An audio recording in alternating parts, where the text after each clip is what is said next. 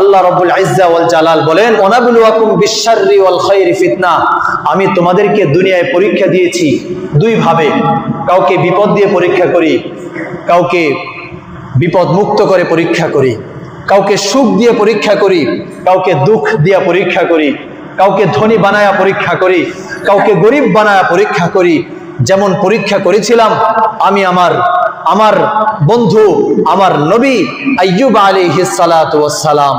70 বছর জীবন তাকে কত সুন্দর করে আমি সাজিয়ে দিয়েছিলাম।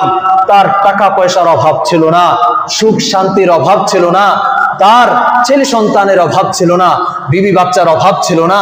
সবাই সুখী ছিল, সবাই শান্ত ছিল, সবাই আনন্দের জীবন পার করছিল, টাকা পয়সার অভাব নাই।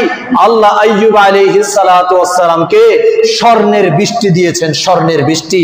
তার উপর বৃষ্টি পড়েছে, বৃষ্টির সাথে স্বর্ণের ফড়িং পড়েছে। সে এটাকে কাপড়ের সাথে কুড়ায়া বাড়িতে নিয়ে রেখেছে। এই রকমের সম্পত্তি আল্লাহ আইয়ুব আলাইহিস সালাতু ওয়াস সালামকে 70 বছর দিয়া পরীক্ষা করেছেন।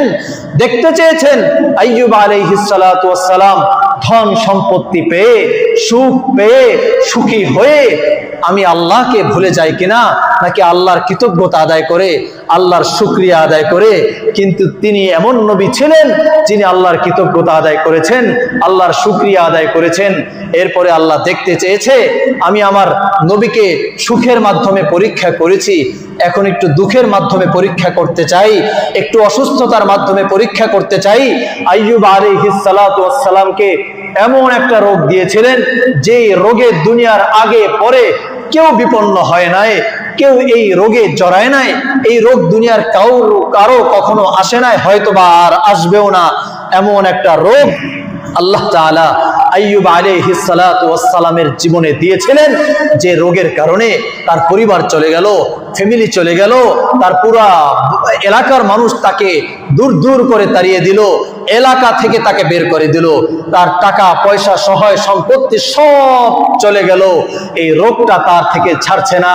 1 বছর না, 2 বছর না, 12টা বছর, 1 যুগ এই রোগে সে শোকে শোকে তিলে তিলে মরছিলেন, দুঃখে দুঃখে মরছিলেন। কিন্তু এক পর্যায়ে যখন তার ঠোঁটের ভেতরে এই রোগটা লেগেছিল, তখন তিনি আল্লাহর কাছে দোয়া করলেন, রব্বি আন্নী মাসসানিয়াদ দুররু ওয়া আনতা আরহামুর রাহিমিন। হে আল্লাহ, আমি আপনার কাছে কখনো এই 12 বছর 1 যুগ হয়ে গেল, কোন মতে পাওয়া যায় 18 বছর এই রোগটা তার ছিল। আমি আপনার কাছে কখনো চাই নাই, শুধু ধৈর্য ধারণ করেছি। এখন এমন একটা পর্যায়ে এসেছে আমি আপনাকে আল্লাহ বলে ডাকতে পারবো না, আমি আপনাকে আল্লাহ মাবুদ বলে ডাকতে পারবো না।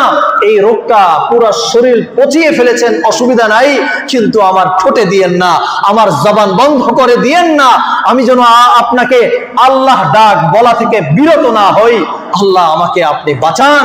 এটা বলার সাথে সাথে আল্লাহ কুদরতি বৃষ্টির মাধ্যমে তার এই 12 বছর 18 বছরের রোগটাকে মুহূর্তের মধ্যে দূর করে দিলেন। সুবহানাল্লাহ।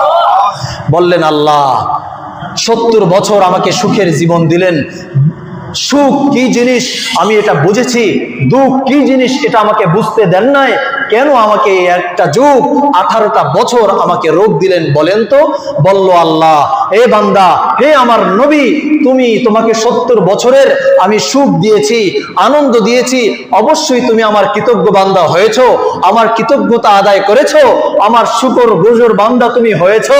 কিন্তু আমি একটু দেখতে চেয়েছি তুমি আমার অসুখের সময়, রোগের সময়, শোকের সময় ওই আল্লাহকে ভুলে যাও কিনা, নাকি ধৈর্যশীলদের অন্তর্ভুক্ত হও।